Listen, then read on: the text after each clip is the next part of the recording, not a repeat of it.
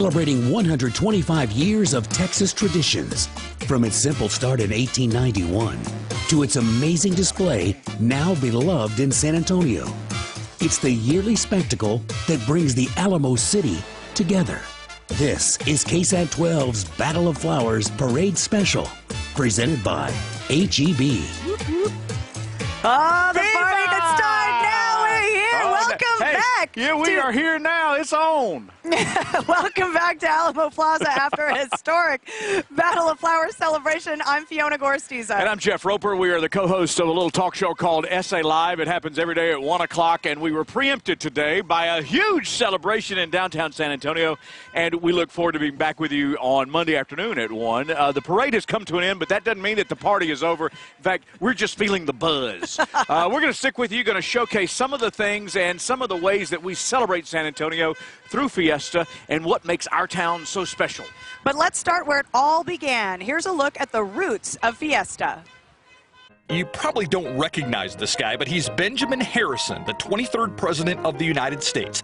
And believe it or not, he's sort of the reason Fiesta started. His visit to San Antonio in 1891 prompted the first Battle of Flowers parade. We started with carriages, and we had people go in front of the Alamo pelting each other for a full hour with flowers. But all the flowers came from San Antonio homes. Enough flowers for them to pelt each other for a full hour was pretty interesting. A 4-day rain delay forced President Harrison to miss the original parade, but the idea took off and soon evolved into a week-long celebration with the first Fiesta royalty being crowned in 1896. Originally, there was King Simulot, which was tamale spelled backwards, King Omaloff, which was Alamo spelled backwards. Then they got into King Antonio. The Texas Cavaliers were founded in 1926 and took over the crowning of King Antonio. We were formed with three principles in mind. One was to recognize and remember our fallen heroes at the Alamo. The other was our cordial relations with the military. And the third one is to keep horsemanship alive. 15 years later, in 1941, the Cavaliers kicked off their yearly river parade. It was the first official event at the newly renovated Riverwalk.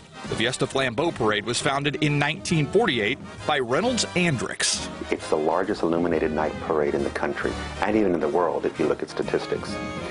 Reynolds Andrix, the founding father, would always refer to it as America's greatest night parade.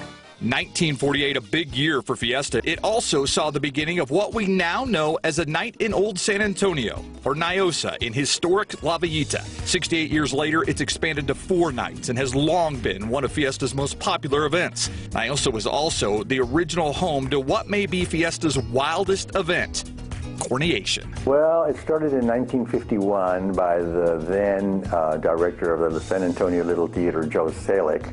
He had been invited to the coronation of the Order of the Alamo, and he kind of thought, boy, we can really have fun with this, so he started a parody on that.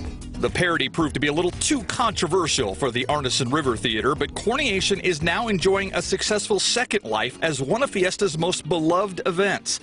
2016, a big year for one of Fiesta's oldest traditions. Oyster Bake celebrates a century of Fiesta fun this year, but Fiesta is so much more than big events, parades, and royalty. It's an 11-day celebration with more than 100 different events. Each event is put on by a participating member organization, or a PMO, that raises money for a good cause. The King William Fair, always a favorite, along with the Taste of New Orleans. There's the Charreada, celebrating traditional Mexican rodeo, and Fiesta's Garten Fest, showcasing San Antonio's German heritage. Every event out there is trying to raise money for some charitable reason. That's what makes Fiesta unique. I don't think you'd find that if you went around the country and looked at other festivals. It is estimated that Fiesta infuses close to $300 million into the local economy, including millions to various local charities, making it a real party with a purpose. You know, we had even more Fiesta fun last night. Wait a minute. Wait. Are we supposed to tell people what we were doing last night? Well, we're going to show them. There's video proof. It's Fiesta fun. Yeah, you got to see this when we come back here live from Alamo Plaza.